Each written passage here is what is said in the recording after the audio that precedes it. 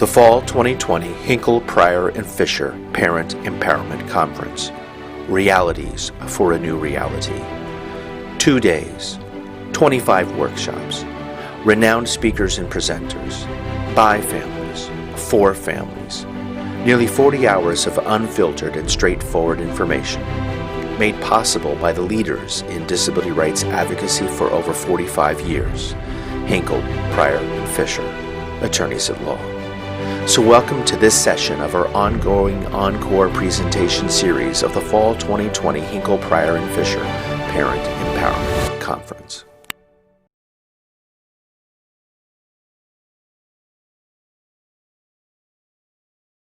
So welcome and thank you for attending the Hinkle, Pryor, and Fischer Virtual Parent Empowerment Conference. My name is Maria Fischer and I will be your moderator today for this workshop. This workshop is entitled Where We Are, Where We Need to Go, a look at services and supports for New Jerseyans with intellectual and developmental disabilities. And our presenter is none other than Paul Aronsohn, who we are very pleased to have, the Ombudsman for individuals with intellectual and developmental disabilities and their families. So welcome, Paul. Thank you for being here. Few little quick housekeeping notes, and I'm going to talk really fast because I want to give Paul a lot of time and we lost so much time getting in here. Before we begin, we're just asking everybody to please mute yourself through the session. The workshop is supposed to last roughly about an hour, and we will take questions at the end. You can put your questions in the chat feature, and then I'll be looking at them and I will be fielding them over to Paul during at the end of the presentation itself. Another quick little note, if you didn't notice, we have a fabulous keynote speaker for tonight. Justice Helen Holmes will be presenting on autism after COVID-19, navigating a world where everything changed and nothing changed. She's an inspirational speaker. I really encourage everyone to make sure that you sign on for the keynote, which is later on this evening. Get dressed up, have a glass of wine, sit down and watch it. We don't have anywhere else to go, right? So it's a COVID event. It is now my pleasure to welcome our presenter, Paul Aronsohn, to begin his presentation. So. Great, thanks so much, Maria. And thanks everybody for not only joining us today, but sticking with us today. Glad everyone was able to be here. I'm really excited, love having this kind of conversation, and so I'm really appreciative that many of you are here with us today. What I thought I would do is give a little bit of background about our office, because it's relatively new, and just taking a quick look at some of the names on here. I think I haven't met many of you, so it might be an opportunity for me to just explain what we do. And then we can dive into the topic using our annual report to the governor as sort of the launching pad. I'll explain a little bit more about the report. And then I'd love to leave as much time for questions and answers and comments and any thoughts that you have. I will say to you, and as I always say, you know, this is an opportunity for us to have an exchange, but by any means, you know, call me, email at me. My colleague Christine Bakter is on here. Maybe you'll meet her a little later too. We're available all the time. And so for one-on-one conversations, emails, whatever we can do. So I don't want you to think this is like a one-off. This is like more of a start of a conversation for those of you who are meeting for the first time. So again, my name is Paul Aronsohn, and I'm the guy with the longest title in state government, the Ombudsman for individuals with intellectual or developmental disabilities and their families. And their families is extremely important. It's an office that was created by the state legislature in December of 2017. It was signed into law by Governor Christie in January of 2018, and I was appointed by Governor Murphy in April 2018. So I've been on the job about 2.5 years, and it's a position in an office that grew out of the recognition, primarily by some key state legislators who saw that, first of all, folks with intellectual and developmental disabilities often don't have the means or the wherewithal to sort of get the services and supports they need. 2, families are very involved, but families are often overwhelmed. And 3, the system is just way too confusing. And so rather than trying to fix the whole system, they created our office, and we're here to serve as a resource. In fact, the legislation that created our office sort of outlines different responsibilities of the office, but we've thrown them into 3 buckets. The first is to be a resource for individuals and families. And oftentimes that means to be like a troubleshooter. We've learned over the 2.5 years, folks come to us when they don't know where to turn.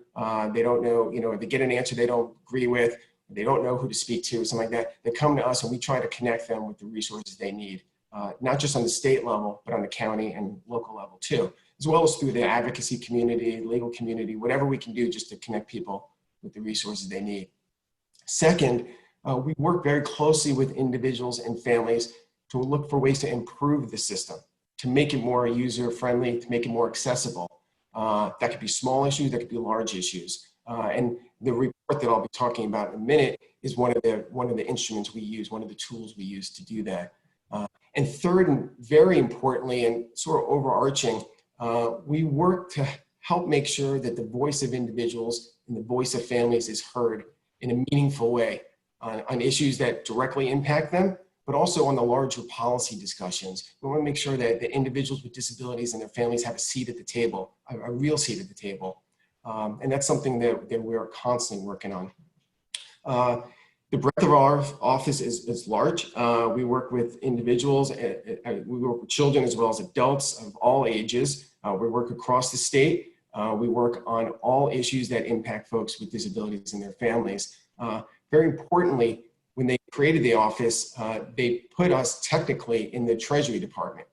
And aside from getting our emails and our paychecks from Treasury, that's pretty much it. And the reason they did that though was twofold. One is if we were in a particular department, we might be sort of limited in our ability to sort of serve a family because we have to sort of follow the hierarchy, if you will, of that given department. But very importantly, it recognizes that the issues that affect folks with disabilities, like issues that affect all of us, don't just reside in one department. It's not just about human services or children and families. It's not just about education. It's public safety, it's health, it's transportation, it's housing. So being independent, if you will, allows us to have that system-wide perspective and to serve families, again, across the board in terms of their needs and their challenges. Technically, we have an office in Trenton. It's in the Department of Community Affairs. I think it's there just because there was some extra real estate. There was an extra office or two, so they put us there, which is fine because I barely have spent any time there. It was a choice that I made early on that having worked in disability issues in the past, it's important really for us to actually get out and meet people where they live, where they work, where they educate, where they socialize. It's important for a couple of reasons. One is it's important that we don't add like another burden to individuals and families who are often overburdened as it is by making them come to Trenton to see us. But second, and I think I can't tell you how important this is, it allows us to go and sort of see, feel, and really get a sense of what people, the challenges people are facing. We go to people's homes. I sit in living, not as much these days, but I sit in people's living rooms. I've been to like practically every Starbucks and diner in the state. I visit schools and hospitals and workplaces, and it really gives you a perspective so you can better understand what individuals and families are dealing with. So that to me is a real blessing. And that's why if you've seen in my report, I guess in the first 20 months of the job, I put about 65,000 miles in the car. I forgot exactly how much, but 70,000 miles of car.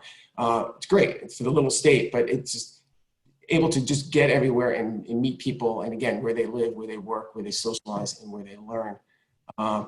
So it's been a great opportunity. We work with legislators, we work with educators, we work with attorneys like Maria, we work with advocates like Maria. We work with folks across the board, and not a day goes by that we don't learn something, frankly. And so I always look at every opportunity when I'm working with an individual and a family to not only help them get to where they need to go, but also as an opportunity to learn something that's going to help the next family too. And as we all know, anyone who's been in this system, children's system as well as adult, there's a lot to learn. It's always changing. It's complex. It's an understatement. And so being about is a real good opportunity for us. Christine Bakter joined our office in February. So now we're a staff of 2 covering the state. And if there's some time later, I'd love to have her introduce herself. We both come with a background, both professional and personal background in disability. In my case, I served as a mayor of my town up in Bergen County. I've been involved with Bergen County Disability Advisory Board. I've been involved with different nonprofits. But most importantly, I come from a family with disability. In my case, all three of my siblings have had a mix of disabilities and healthcare challenges. But really through my sister, Patty, a few years older than me, that I learned so much about disability and became very impassioned about disability. Patty had developmental disability. She, as a child, she had some learning issues, some cognitive issues, also some behavioral issues.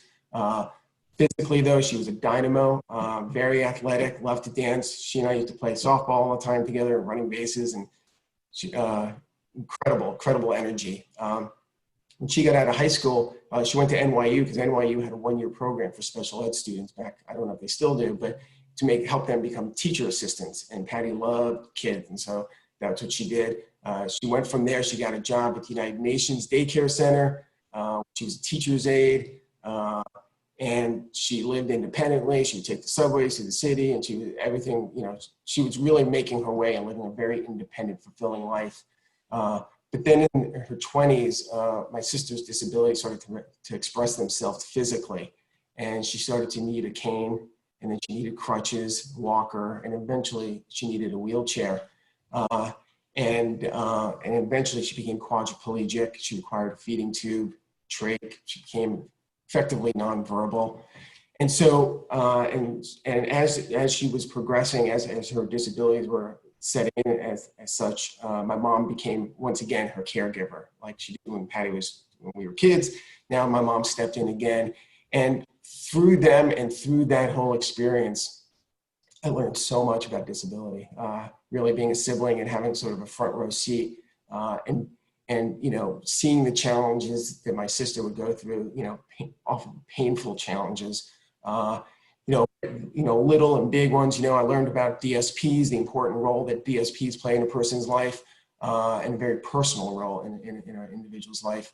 I learned what caregivers like my mom would go through as an advocate for my sister, always trying to sort of push the envelope, but not too much, because she was afraid if she said something too much, or somebody would take the services or supports away.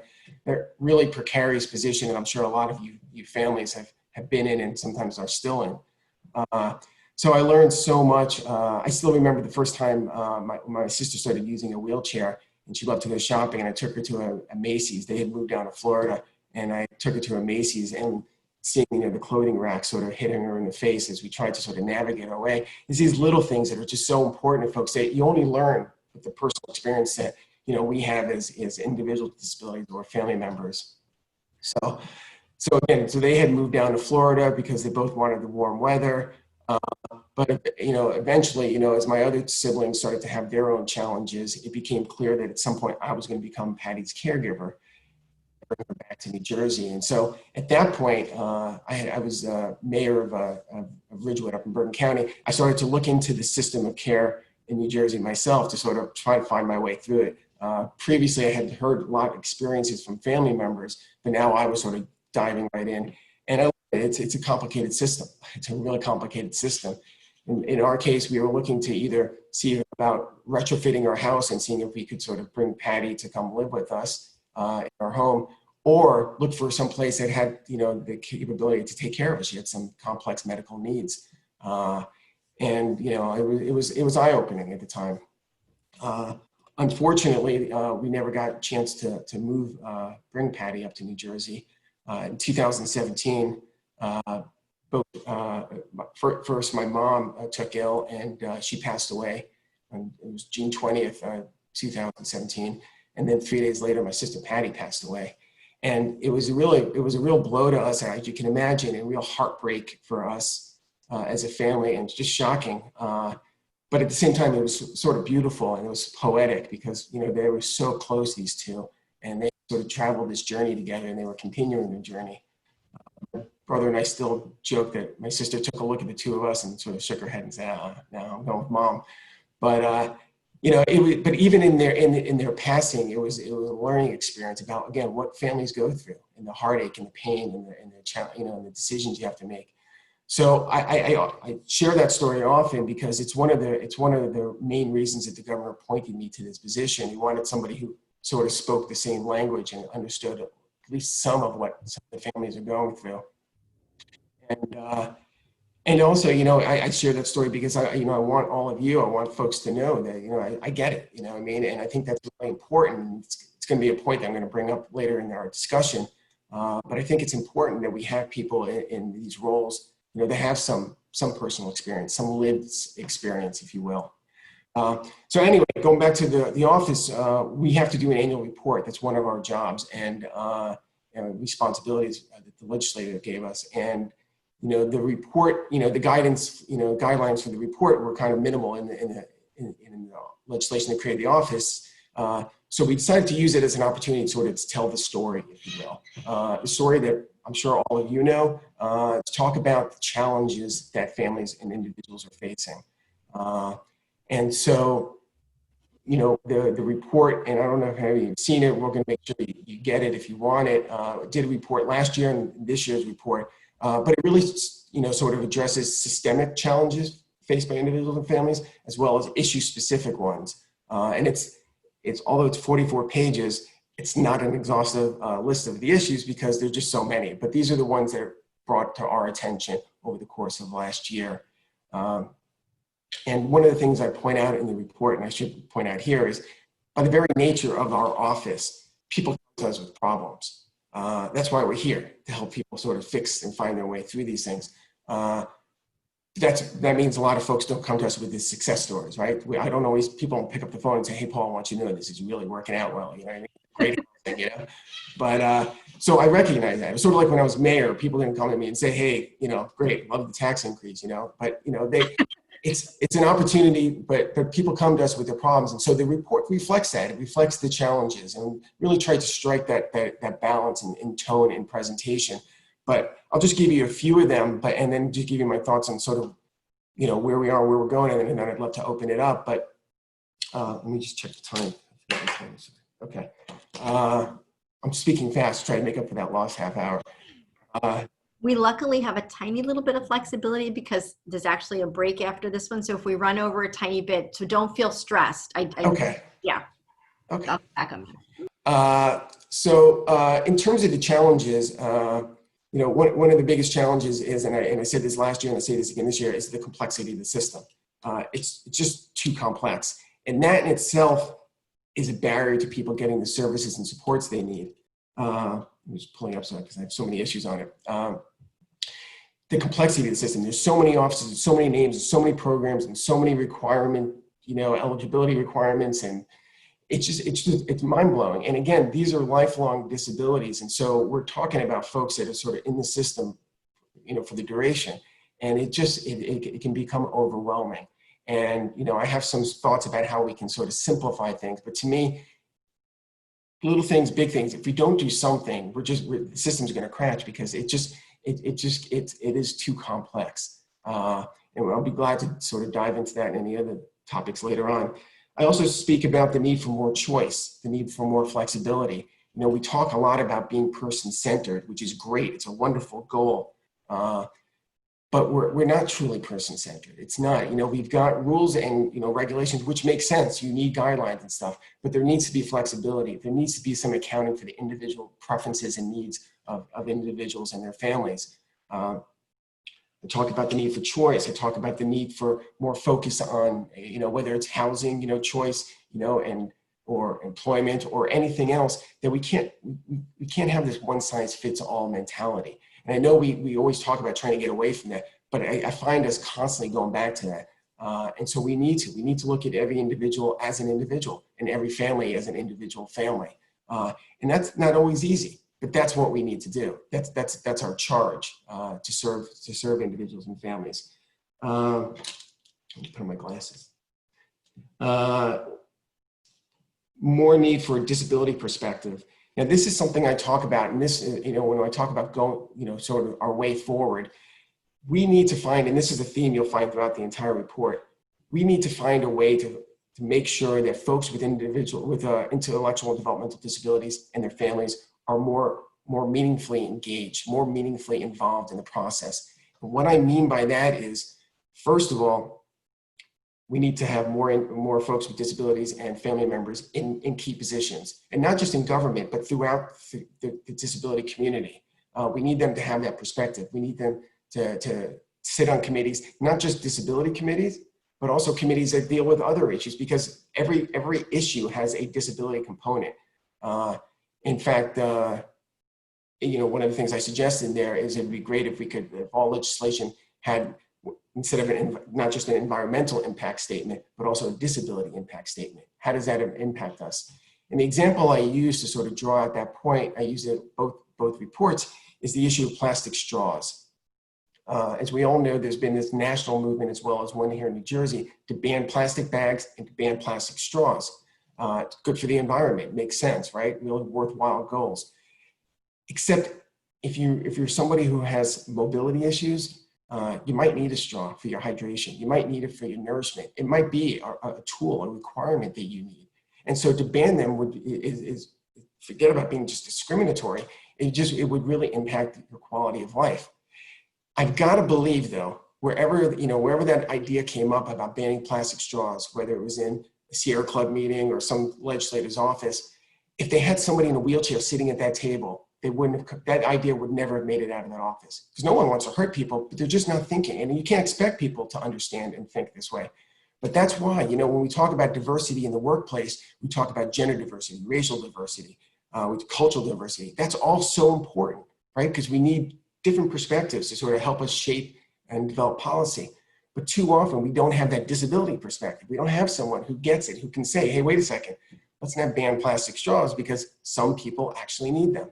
So that's what I think we need. And so when I talk about it in the report, we need to make sure we get more folks in jobs, on committees, in all types of positions. Secondly, we also need to change the way that government officials engage with people with disabilities.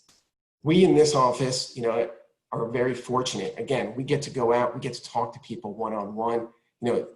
Presentations like this is good and there's a little give and take, but the real quality discussions happen in people's living rooms, or they happen on a phone call, and now in a one-on-one Zoom meeting. It's when you can really sort of talk to people. Not enough government officials do that. Maybe because they don't have time, whatever, they're busy meeting and making policy, but that affects the quality of the policy. Because if we want to really make sure that the voice of individuals is heard, and really want to make sure that this is addressing the needs of folks, we need to have them part of the equation. And so, one of the things I suggest in there is that, our senior government officials need to get out of the office and not just do presentations and sort of take a few questions, but actually go and have really sort of one-on-one, close personal conversations with folks. And we just get better policy, there's no question. Related to that, one of the issues I address in here is case management. Case management both in the children's system as well as the adult system. In the children's system, we have care management organizations. In the adult system, we have support coordinating agencies. Now, there are some good support coordinators and good CMOs, absolutely. But the system itself creates a barrier, if you will, like a moat around state government. Now individuals and government officials have even less opportunity to talk. And that can only create more of a disconnect between the people making decisions and those affected by them. And so again, to my report thing, so we talk about where we need to go. We really need to get folks, sort of part of the conversation. We need individuals, we need family members, really part of that conversation in every conversation. What else? Talk about intergovernmental collaboration, working more with the county level. I think our county government structure provides a real opportunity to do some more, sort of connecting the dots, but it's not there yet. It's so much untapped potential, I think, in between county governments and state government. And then I go through a whole bunch of different specific issues. I talk about need for better communication, need for more transparency, which is one of my pet peeves. As you see, I speak at length about the need for more transparency in all aspects of our system of supports and services. And then, I talk about adults, I talk about children, I talk about budgets, I talk about autism. I took a deep dive on autism this year because it's amazing to me that with the highest prevalence in the whole country, 1 in 32 children, we're not talking about it. You rarely hear folks talking about it. I think we should be talking about it more. I think reporters should be writing about it more. I think teachers and first responders should be being trained in it more. It's increasingly a reality in our community, and I think we need to do more. We need to all jump in and learn about it, because there were folks, frankly, with those numbers, there were folks with autism that are in our families, and if not in our families, they're in our neighborhoods. And we need to understand each other better, and I think that we'll all be better off. I took a deeper dive on folks with medical complexities and fragilities and how we need to do a better job sort of providing service and supports for them. I could go into all the specifics on there, but so where we are and where we need to go, I think, here in New Jersey, we're very fortunate on one hand. In the report, I say it's a tale of two systems, one good and one not good enough. And that's true. On the one hand, we've got a lot of supports, a lot of resources here in New Jersey, to my understanding relative to other states. And we've got a lot of good, well-meaning people in the system, in government as well as in the non-governmental part of it. But there's a lot of folks that are just not being served well. There are a lot of folks falling through the gaps. Again, these are the folks that usually come to me and Christine, and their needs are just not being met. And we can go through painful, story after painful story, and I'm sure many of you have your own. We got to do better. We got to do better. And so going forward, I really think the key to going forward and improving the system is addressing some of the issues that are here and that maybe not be here, but there are other issues. But I think more importantly, we need to put people in place. We need to get folks with disabilities and family members, again, throughout the system. That's the way this is going to change. Sometimes what happens here, and you bring an issue to somebody's attention and they go, no, we can't do that. And that's the answer. That should never be the answer, right? And I'm not being Pollyannish, and I'm not saying we have endless amounts of resources. That can't be the answer. It's got to be, we can't do it through this program, but we're going to roll up our sleeves. We're going to try to figure this out with you. That has to be it. That has to be the answer. And the only way you're going to get that, one of the ways, is people that have a direct personal connection to disability. Either they work really personally with folks with disabilities and their families, or they have a disability, or they are a family member. You just need that. Again, we all seem to appreciate diversity in the workplace, but that diversity in the workplace still doesn't include folks with disabilities and their family members. And so we need to change that. And to me, going forward, that's how we fix things. Because then when you have an individual problem, or you know something that's wrong systemically and you bring someone's attention, they're never going to just say, that's how it is. They're going to say, good point, let's see what we can do to fix that. And so that's what it's really going to take. I think there's so much potential here in New Jersey. I've learned, again, so much in this role. We've got bipartisan support politically. I haven't met a legislator or elected official on any level that is against, trying to make the system better. Some of them are more knowledgeable, usually from personal experience, but they all support it. So we're very lucky. All of our leadership in the state seems to be on the same page. So there seems to be a moment, we can sort of take advantage of. But then the next step is really, really, really trying to get more folks in there, making sure that your voices are heard in a more meaningful way, again, on your issues as well as the larger issues. So with that, I think I tried to do that quickly. Christine, I don't know if you just want to spend 1 minute introducing yourself. Again, Christine joined our office in February, right before the pandemic sort of closed everything down. So this has been a baptism by fire for her, and it's been great having her there. But Christine also has both professional and personal experience. Christine? Hi, thanks, Paul. It's really nice to be here today with everyone.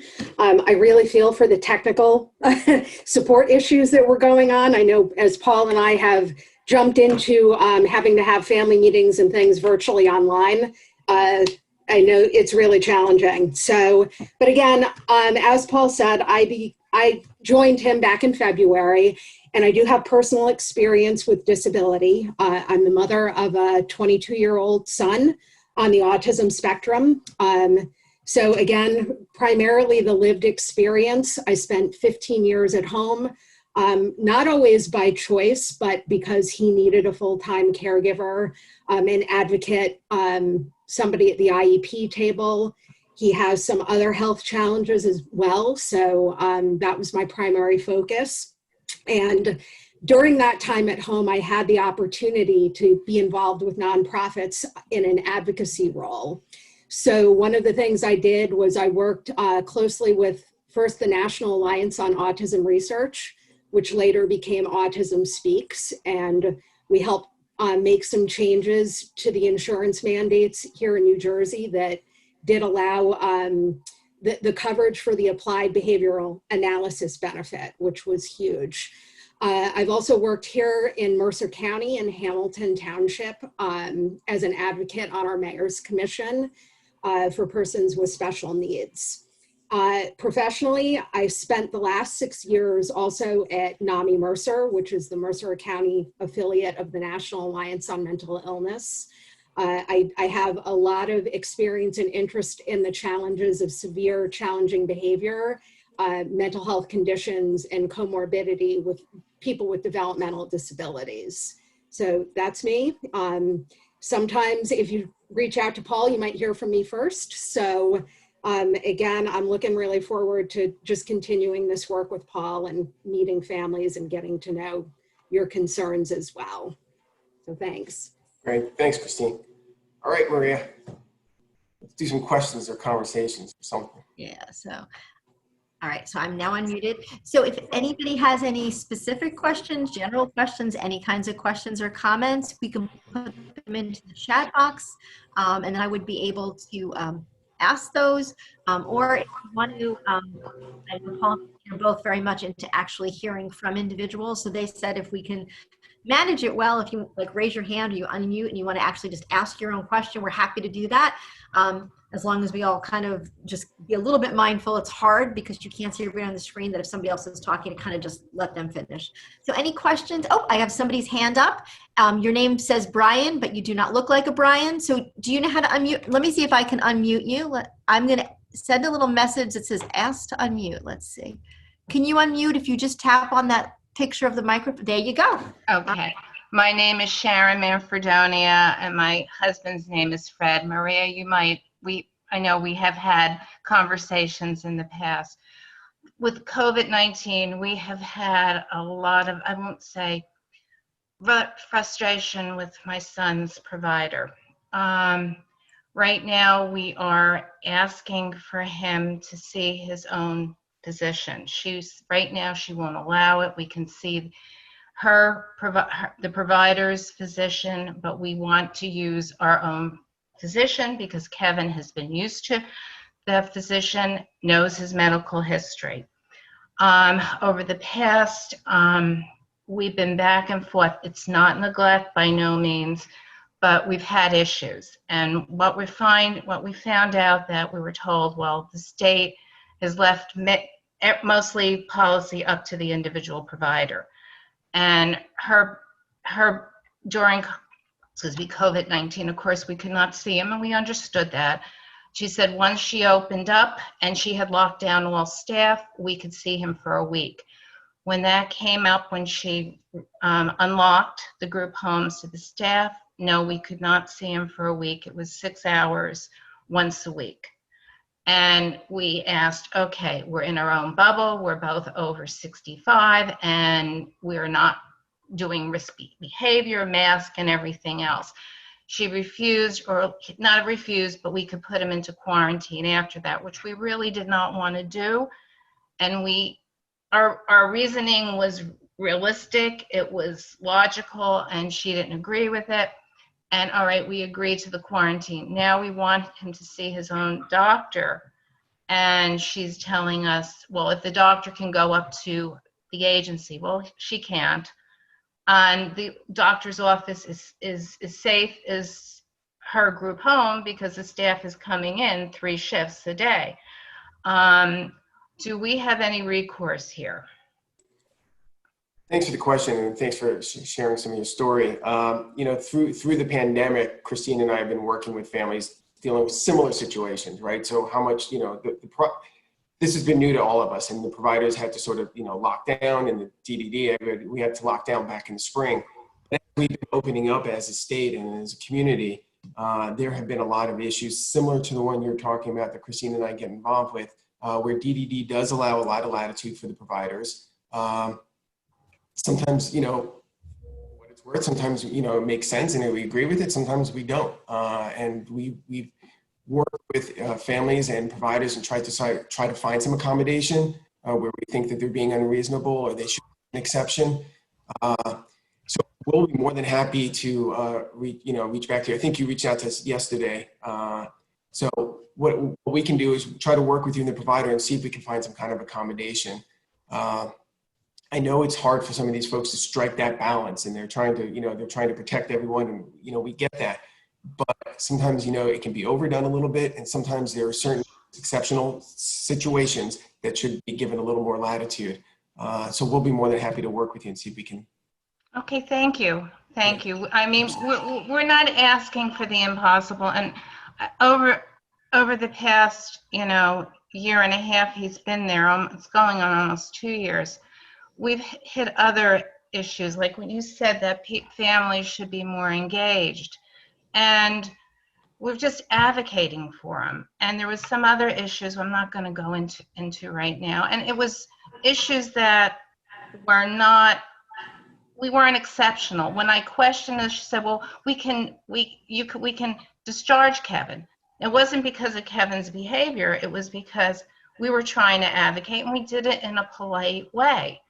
But it's like our backs are always up against the wall. And I had worked for 17 years before I retired in a nonprofit agency that did provide housing and day programs for the developmentally disabled. And I was aware of what was acceptable we weren't doing anything out of the norm.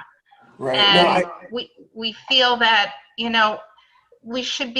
parents should be able to be engaged and have a say in where their child is being placed. And if we see something that we're concerned about, it should be addressed. And I'm not saying it's not neglect. I know if it was neglect, I'd have pulled him out by now.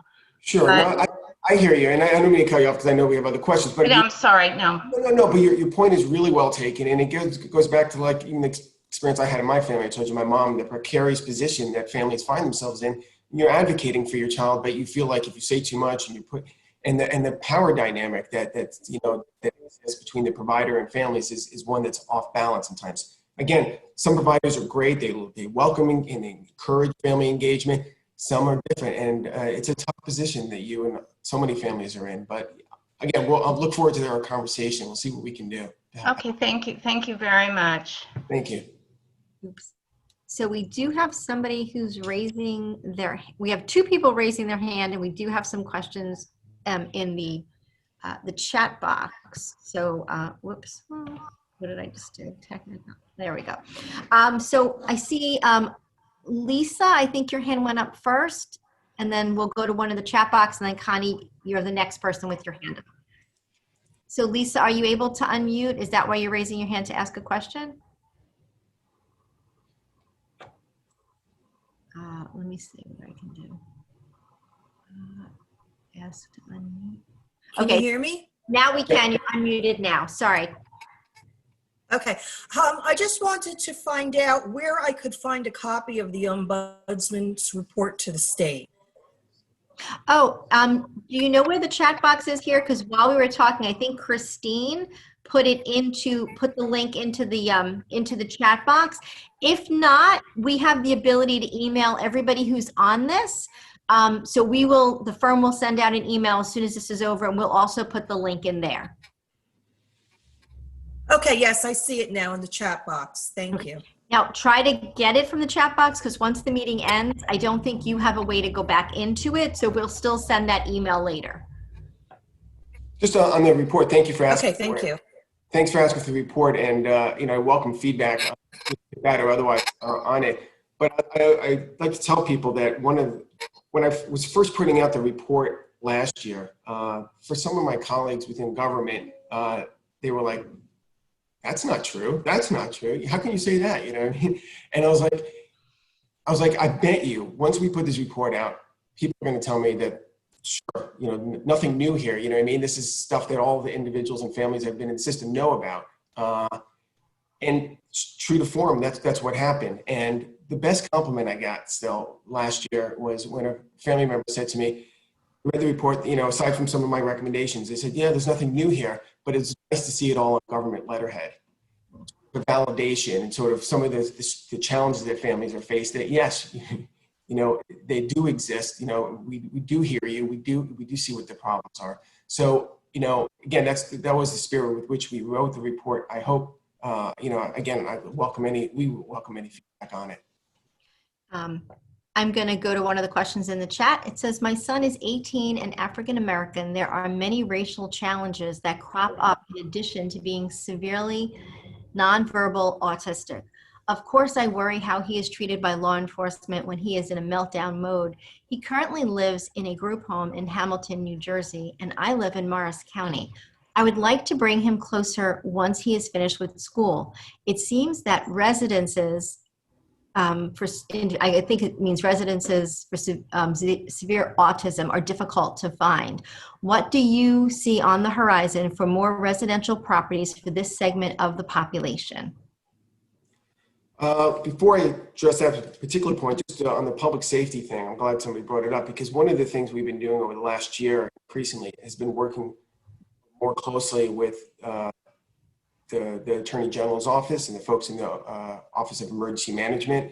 There's real interest there in trying to figure this out and recognizing some of the challenges people face within communities. And specifically, you know, the issue that comes up more often than not are folks with autism and significant behaviors, as well as local police and the relationship there. And so the Attorney General himself, as well as many of the folks that work within his organization, have taken an active interest in this. So we're exploring that and working that. In fact, the use of force policy that they're developing, they've asked us for input and stuff. So I'm glad you brought that up.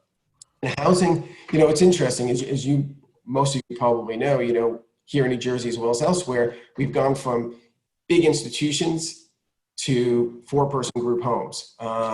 And the idea was to integrate folks more in the community, and which is a great idea, you know, notionally and, you know, as an ideal. But that means different things for different folks. And, you know, again, we've gone too much to a one-size-fits-all sort of approach. Because a lot of folks, for instance, with significant challenging behaviors, you know, a group home in a community may not be the ideal setting.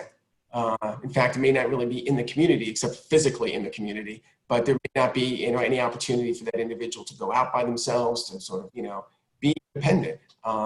So, you know, we've been having conversations, a lot of folks have been having conversations throughout the state about the need to have more of a spectrum, if you will, and a variety in terms of types of housing. And I think those conversations have been more well received over the last year or so. I mean, that at least I've found, and from what I've heard from others' experience. And so there's new approaches and new models sort of popping up all the time. You know, Christine and I work very closely with those folks, again, with medical complexities and those with severe challenging behaviors whose needs are different than a lot of other folks with developmental disabilities and physical disabilities. So we've been trying to work with them in terms of looking at housing options that will accommodate, you know, and provide the kind of environment for them. So there is stuff happening. It doesn't happen fast enough for our sake, but you know, we keep pushing. A lot of folks keep pushing. But if you want to, you know, reach out to us, and again, we can have a more one-on-one conversation about sort of your son, even as he's transitioning over the next couple of years. Excellent. And just one of the little notes, and safety was brought up. We do have a presentation later in this conference that is about safety, and I think it does touch on even, you know, police safety and training and that type of thing later on today, if anybody's interested in that. Connie, I think I said that you were going to be next. Your hand is still up. Hi, how are you? Can you hear me? Yep, we can hear you. I have 2 quick questions. By the way, Paul, I don't know if you recall me. I needed your help years ago, and I thank you for that. First of all, there's an ombudsman in Cherry Hill, New Jersey, South Jersey. Her name was Jill. She retired. I believe someone else took over. Paul, are you ahead of all of them, or are you in a specific area? That's my first question. You could just be very... We're sort of, I don't know what kind of ombudsman she was. Was she disability? Or? Yes. I didn't know. I mean, so this is, again, this position in this office is kind of unique, and we're not really connected to anybody else. Okay. You know, there is an ombudsman for long-term care, which focus on the long-term care, like nursing homes and psychiatric hospitals. There's an ombudsman in the corrections. There's an ombudsman in the education department, but I didn't know that there was one sort of, and there's also the court system, obviously. The court system My other question is, I was just about to write a letter to the Attorney General myself. I was in the process of a guardianship hearing and hired a Hinkle firm, as a matter of fact, and spent thousands of dollars in the process. 3 doctors said my son needed a guardian. My son's free state appointed public defender, Brian, I shouldn't say his name, got a letter from some doctor way out in PA saying there's nothing wrong with him. And now my son has been in jail. He's been in the streets. He has been raped and he has been drugged. He has severe oppositional defiant disorder on top of autism, learning disabilities, and every other label. I've been trying to get him in now the hospital. There's no day program open. He has a 12-hour-a-day aide, and at night he finds strangers online because he wants a friend so bad, and he's getting drugged and raped by old men. Like, this is getting crazy, and I need help. No nonprofit will help me anymore because he's so defiant and contested. They said it's a waste of their time. And I don't think some of these free public defenders that represent the kids, they treat them like a private attorney and not what's best for the child. Had he had treated my son what was best for him, he would not have been raped and drugged and shot up with heroin and in jail. And now I have a big case and I hire another lawyer for that now. So this has become a nightmare to my life due to them not educated. So I'm just going to write to the, assistant or general, because this is getting insane that our state has to go through this. And many mothers, kids are dead now, in jail or in the street because they all gave up. I'm like the one last mother. My son's 22. I'm hanging on by a claw. I've been on the board of the FSO for 10 years, and I still go into the Zoom meetings and listen, share advice and what have you, and get advice. So, I want to know who I can call at this point without spending the rest of my life, being broken homeless myself, trying to save him from his disabilities. Yeah, I'm so sorry about that. First of all, reach out to us. Let's have a conversation offline. We'll certainly do anything we can, point you in the right direction and connect you to other resources. And if you've been working with Maria, we can talk also maybe. Reach out to us. Let us know how we'll certainly try to help in any way. Thank you. Marie, would you leave your contact information in the chat room, please? I will give you a call. Yeah. Thank you. Thank you. Thank you. We have another question here. So this person says it's really good to think that we might be able to change responses to our ideas and proposals. But what they're concerned about are what about the issues that require Medicaid change, such as maybe a new waiver? Will DDD or DHS ever take on such changes? And this might not be one you have an answer to, but. Yeah, well, generally speaking, we've got some good folks working in our Medicaid office, Jennifer Jacobs, who runs it, I think they're always open to conversations, what depends on the change that one wants changed and, you're advocating for. I think it's possible. It's tough. Anything that, I've learned it's tough to change any policy. It's even more difficult, obviously, when you go into the federal level and when, it has to do with our relationship with the federal government. But, anything's possible, and if it's reasonable and, it makes sense, let's look at it. Yeah, why not? Okay. We have another question that says, my son was just determined to be eligible to receive DD services. I understand respite care is available. How do I start the process? And what other services do you recommend that I start looking into? Well, I think we would need to know a little bit more. So what I would suggest is, shoot us an email. Let's set up a conversation. And just so all of you know, also, I know we're still in sort of COVID time here, but we're more than happy to do, not only emails and phone calls, we can do video meetings, and I'm more than happy to come visit. So whatever works for you. But I think that question requires more, more of a conversation, so I can get some better sense of the background and needs and everything. Exactly. All right. Do you have any other questions or comments? Oh, something else just came in. Any other questions? Marty's waving. I'm sorry, Marty. Okay, let's see. Can you unmute? Oh, I think I did. You did. There you go. Okay. So I sent the question about changing Medicaid rules because I have been interested in allowing my daughter to live in assisted living when she's older, and she wouldn't be able to afford it unless she could pay for the rent, the monthly fee out of a trust.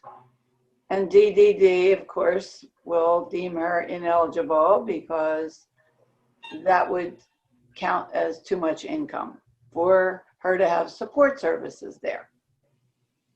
And she doesn't at this point need a lot of support services, but who knows, you know. And my friend's son lived in assisted living, and you already know this. I've written letters, my friend has contacted you. Happily, young as he is, in his early 40s, he was happy there. The residents liked him for 3 years, and then DDD caught up to the fact that his trust was paying a lot of money per month, and he was booted out with 1 month notice. Okay. It was a mess. So I think, you know, to me, this would save the state money because they wouldn't be paying rent, food, and rent shelter. I know not that many people are fortunate enough to have such kind of funds in a trust, but some people, this other person was an accident settlement. My daughter, it was an inheritance, and it's not a ton of money, but it might get her by for a few years. Right. So it's something that I think must require Medicaid rule changes. Well, Paul, do you mind if I kind of jump in on No, this? please, yeah. There actually might, without knowing numbers, it's a little hard to fully answer this. So you might want to, do some of this offline. But as a general response, I think what you're trying to say is you have money that's in a special needs trust that you would like to use to actually pay for shelter. And you're right, that has been a very difficult situation for years. However, at this point in time, if you were to open an ABLE account and put money into the ABLE account, money from the ABLE account can be used for shelter without it jeopardizing Medicaid. It's just a federal government rule that says that money can go for rent and shelter without being counted as income. And you are allowed, and Medicaid does currently not only allows, but is encouraging people to take money from their special needs trust and put it into an ABLE account and then use that part of it for the shelter. So whether it's rent in an apartment, whether it's rent at an assisted living, those types of situations, that's a way to do it. Now, there are limitations on how much money you can put in an ABLE account each year, so it does become a little bit difficult if the amount that it costs to be in assisted living comes out to be more than that. So it's not a perfect fix, but there is this little bit of a Band-Aid that's out there that can help people. But without getting into specifics of numbers, sometimes it's not quite there, but sometimes we find ways to make that work. So I did hear you bring that up in another Zoom, but it's not enough money. They don't allow you to do enough money, and there's an amount per year, and it's not enough today for assisted living. It's just not. Okay, so it's not a perfect solution, but but that is the fix that I know of. But it depends on how much the rent it costs each month for the assisted living. So that was my answer. Paul, did you have a better one? Because no, that's good. That was an example of another time when we learned something new each day. Listening to you, I can learn a lot. Yeah. No, that was great. Thank you. All right. You're welcome. All right, and we're getting more people actually in the chat box offering the same kind of advice using an ABLE account. Ooh, wait. Okay. Let's see. And do we have any other questions? I don't see any more in the chat. Yeah, Francis. Oh, there you go, Francis. Hi, can you unmute? Yep, you did it. Perfect. Oh, thank you for this wonderful conference that you're having. My son Ian's 19 now, and he's been accepted into DDD, and he's moderate autism. He's still at Cape May County Special Services in school. He's in between being able to attend DVR, ask for training for vocational, but then I'm hearing that he would only get a one-to-one aide for a week and then he wouldn't have an aide with him. I've had friends with their children go into that type of programming for training for like a little job for them to have. And Yes. with his moderate autism and his expressive, you know, communication disorder and stuff, he will always need a support with him. I've heard nightmares. Oh, He okay. gets Is him that the out of number? that program. So I don't like, there's all these wonderful programs out there. How do you know what is the proper step of what to pick next? Like right now, Paul's doing all of our, you know, trust and all that good stuff, and we have guardianship.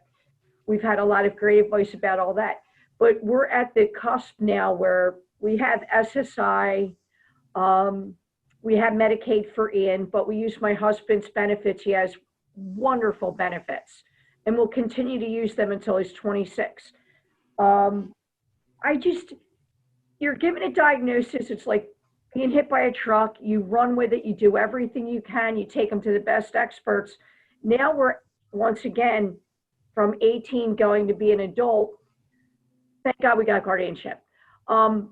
I don't know what to do next. Like, what is my next step? I have, like, there's so many programs, different things. I think a lot of parents don't know, what would your next step be?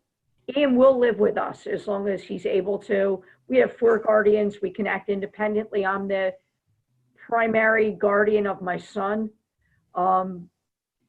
It's just, it's mind boggling. Like it really, really weighs you down. You want to make sure you have everything in order so you set their life up and that they can be as independent and doing things that they like to do. So I don't know what agency or what to do with them next. Well, I'll tell you, and I appreciate the question and the way you articulated sort of the situation so many families deal with. First of all, one of the things you're going to do next is you're going to contact us and we're going to help you sort of move forward and all that. So I'm more than happy to do that. One of the recommendations that I have in the report that I wish I had made it more prominent, it's buried, but to me it's one of the most, it could be one of the most important recommendations if it was ever implemented. I think that every family, every individual, every family when they turn 18 should be given a support coordinator from the DDD system. Yeah.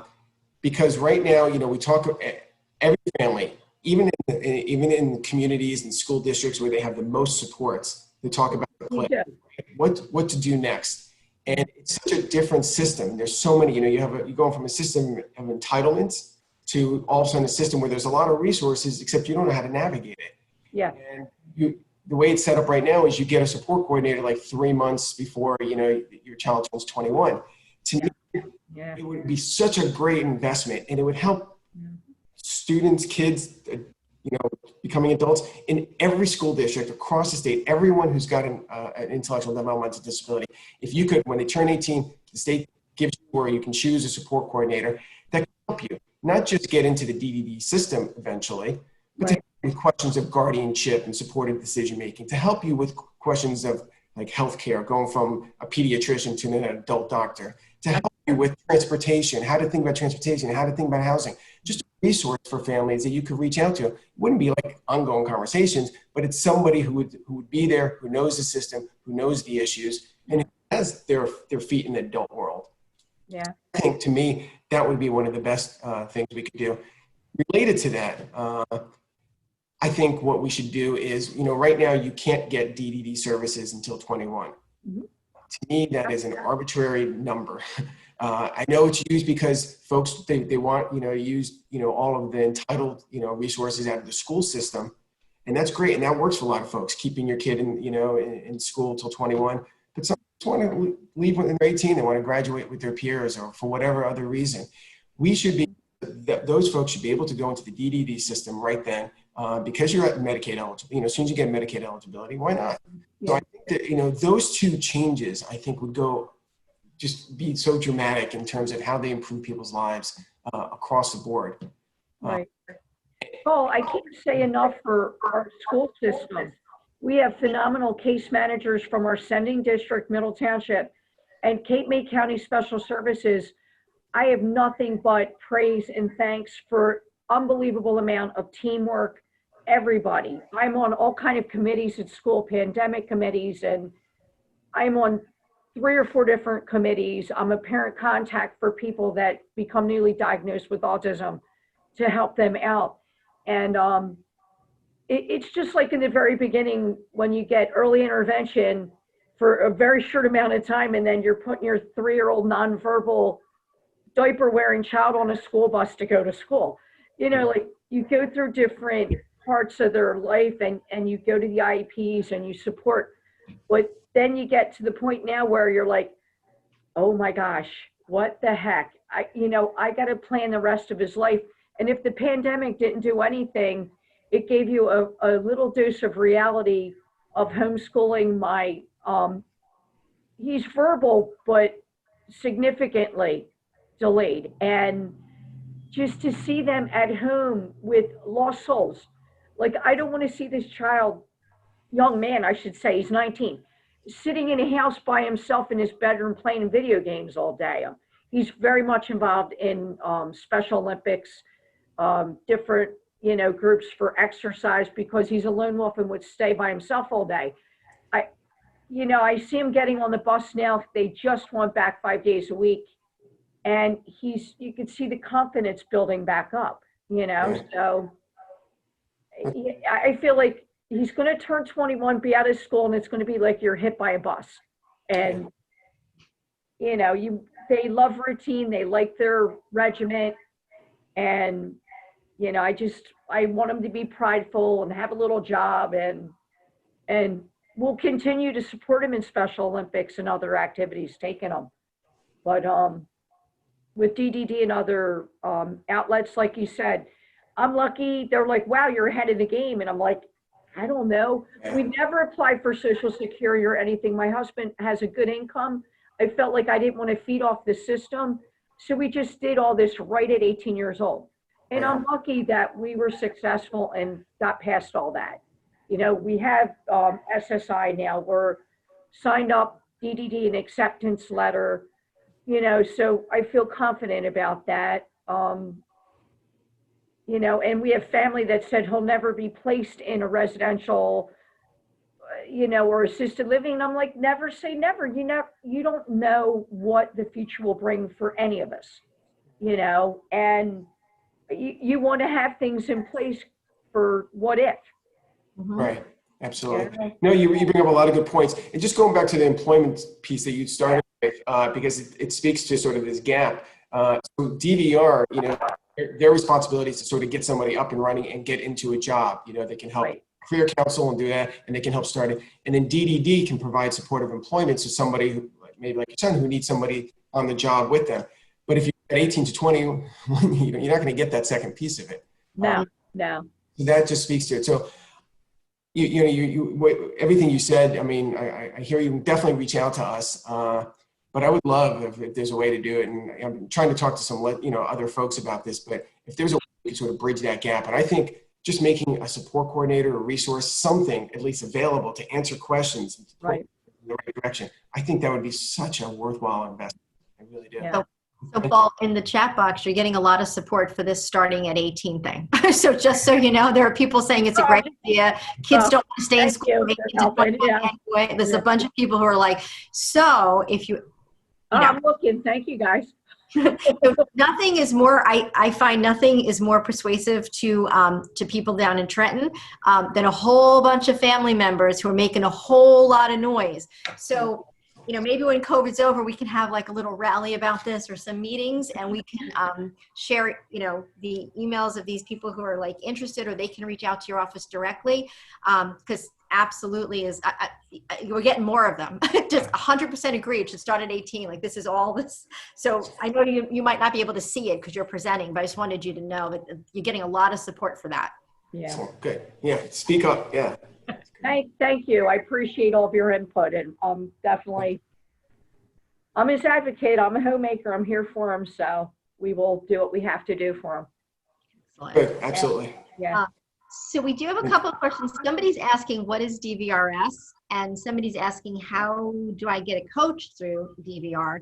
Paul, do you want to speak to those? Yes, DVRS is the Division of Vocational Rehabilitation Services. It's in the Department of Labor. It's one of the worst named offices because no one knows what it is, right? It should be like Division of Disability Employment or something. I don't know, but it's basically the part of the Labor Department, and it can be a great resource throughout the state. I think they have about 18 offices throughout the state, and they'll help with putting resumes together. They'll help do some career counseling. They'll help to point in the right direction and get somebody started in a job, and then they basically, if they need be, hand it off to DDD if the person's 21 and older.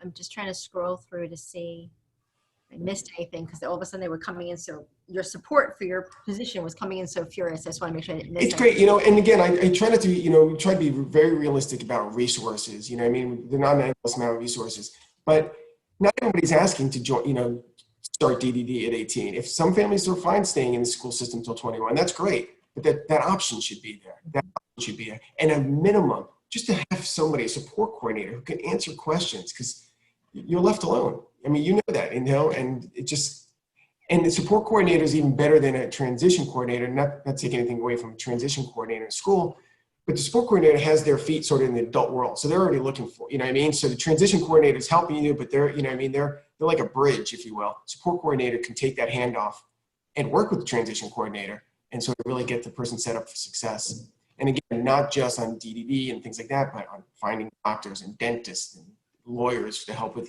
guardianship. And who knows how to do this? Right? We're not born knowing this stuff. Any other questions, comments? Anything? Hi, this is Lisa. Can you hear me? Yes, we can. I just wanted to comment on some experience that I had with my son. He's 29 years old, and I was able to keep him on. We have him on my insurance, and I was able to keep him on my insurance after 26 by talking to the insurance company, that our benefits department, and he can stay on my benefits, indefinitely because of his disability. Yep, absolutely. That is a very good point. A lot of private insurance companies will have what they call a waiver or a rider to the policy, which allows an individual with a disability to remain on for as long as the parent is covered. And there's no Medicaid reason why you can't stay on private insurance and have Medicaid in the background. So yes, that's a very good point. Thank you for sharing that. Absolutely. Thank you. Anybody else have anything? Any questions? We did the same paperwork. Okay. Oh, somebody's waving. Brian? I know it's not Brian. You have to unmute though again. Let me see. I might be able to help. Okay. It's not helping. Is that better? There you go. Now we can hear you. Another question. When my son will be going on Medicare as well as Medicaid under my husband's Social Security in December. That should, with Medicare and Medicaid, that should cover most of his medical bills. I don't think he could get a supplement, like an AARP supplemental policy in addition, could he? I don't think so, but Maria might know more. Medicare and Medicaid should cover. Should cover most of it. I would think so. Yes, Yeah. should cover most of it.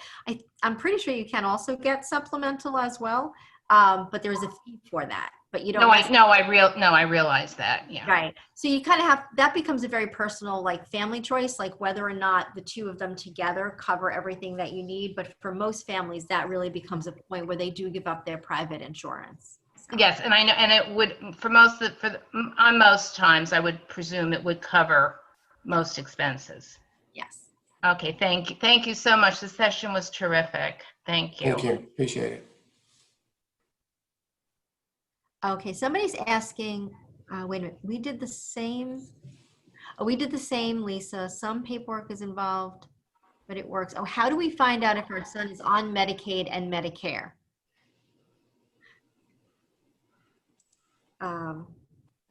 You're asking me? I'm sorry. Well, that's somebody's question. They Yeah, want oh. to find out if their child is actually on Medicaid and Medicare. Well, you would probably know to qualify for Medicare, it would require a retirement of a parent, also disability, right? Would that also qualify somebody for Medicare?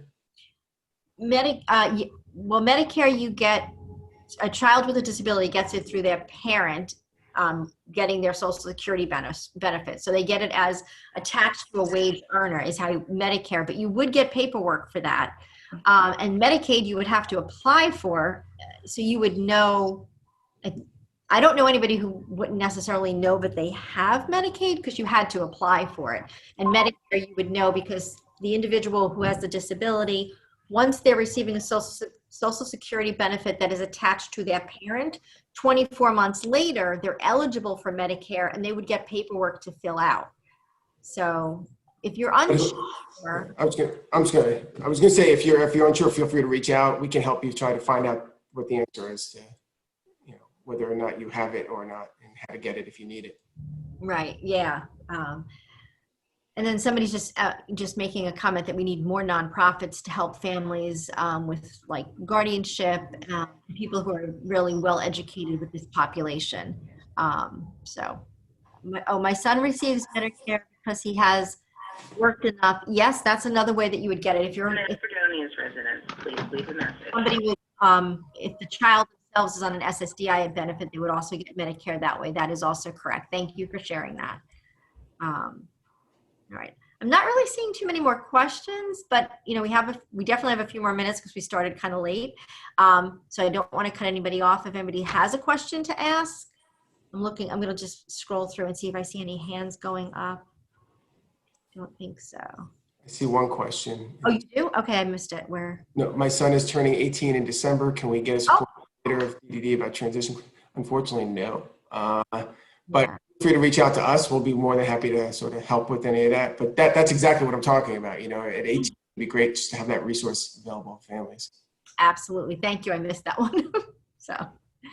I figured I had to open the chat box. Now I can read them. Yeah, okay, there you go. Oh, and I think another one just came in too. So is there anything being done about transportation for individuals? Some counties don't have many options, especially if they have to cross the county line to get to a place of work. Transportation is obviously a huge issue. And depending on where you live, it's even a more huge issue. It's something we do address in the report. There have been a lot of efforts underway to sort of try to sort of chip away at this.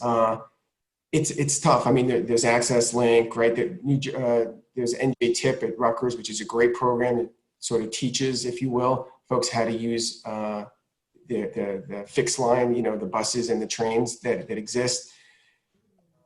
It is a tough issue, and it's one that I really believe that should be addressed regionally, and because each region is different, and the needs, even community transportation. Each county's got community paratransit, but each one does it differently. But going back to even not to harp on the support coordinator idea, but this is one of those issues that families need to start thinking about earlier rather than later, because what happens is, I've heard this story so many times. 21, they're starting to plan, and they didn't think about, I want my child to work, my adult child to work, but they have no way of getting there. And that's something that sort of should be thought of ahead of time, because disability or no disability, it's hard to do transportation in New Jersey. And with a disability, it's even more so, particularly because many of our folks are relying on others to drive them. It's a huge issue. We'll be more than happy to talk to you and try to point you in the right direction in terms of different resources, but it's one that needs to be tackled better.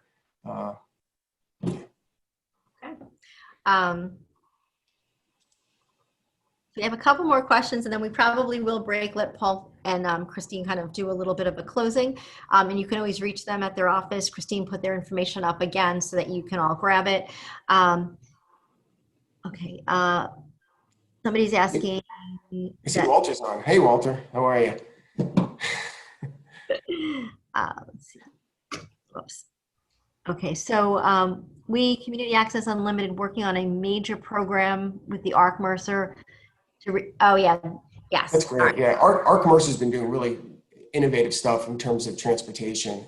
They've got a lot going on. They also have been doing a lot innovative in terms of healthcare, trying to provide coordinated care, sort of like a on-site. You have multiple disciplines. Yes. Yeah, but the transportation stuff they're doing is pretty exciting. Exactly, it is, and they are really instrumental right now, and they are definitely working down in Trenton to really try to have something together. And the transportation system, bar none, it is absolutely wonderful. Proud to say that I'm on the board for the ARC Mercer. I didn't know that. Between that and the healthcare center, which you were just talking about, which is phenomenal. There is nothing like it in the state. So if anybody's looking, they do multidisciplines, exactly as you said. They're open to all individuals with disabilities. You don't have to be in Mercer County. So definitely, thank you for pointing out the part about the that for transportation. Somebody's asking, did I understand properly that my daughter, who will be 27 in February, could go on Medicare once I do in the month of June? She's on Medicaid now. Actually, the answer to that is no, not when you do, but once she receives on you, 24 months later, she'll be eligible for Medicare. And we do have a session, I think it's tomorrow morning. Wait, I should have this. No, it's tomorrow. Yeah, it is tomorrow morning, 11:30, which is going to go into all those benefits being done by Bev Roberts from the State Arc of New Jersey. So she'll go into that in a lot more detail. I just want to make sure I didn't miss any. Paul, did you see any more questions I might have missed? No, I didn't. Yeah. Okay. All right. All right. I think we hit all of the questions. So everyone, thank you again for bearing with us with those technical difficulties. Please, all of you, check your emails, because what we're doing to avoid the technical difficulties for next time is Christina in my office. So many Christina's around. She's sending out emails to everybody saying, here's your link. Don't go in through the portal, go in through this email that you're getting. So this way you don't, we should not have the problems we just had now. So please check your emails once we're off of here so that you're prepared for the next one. And then Paul and Christine, would you like to kind of close it up? And just want to thank you, Maria, and all of you for this opportunity, and just really encourage you to sort of reach out to us anytime with any issue, big, small, otherwise. That's why we're here. You know, there are a lot of challenges, and, you know that there are folks actually in Trenton that recognize that and wrestle with them. So again, there's good, there's bad in the system. Well, I shouldn't say bad, there's not as good enough. There are a lot of challenges, and, you know, we're here, there's a lot of folks, you know, and again, reach out to your legislators, reach out. I mean, there are a lot of folks that really want to help. It's sometimes it feels like it's too much, but know that we're here.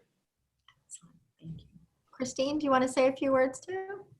No, I think Paul kind of wrapped it up for us. Again, we hope that our emails are in the chat box. Our website is under construction, but I dropped a link for that as well. And hopefully in the next month or two, you're going to start to see that build out a little more. And again, we just hope we're here to help, and we hope to hear from you. Thank you. Well, Paul and Christine, thank you for being part of our conference. We are truly honored to have the both of you here. So thank you very much. And thank you to everybody who signed up and joined in and stuck with us.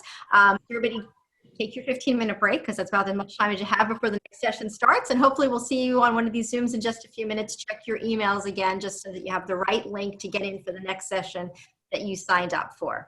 So thank you, everybody. Great, thank you. Thank you. Bye-bye.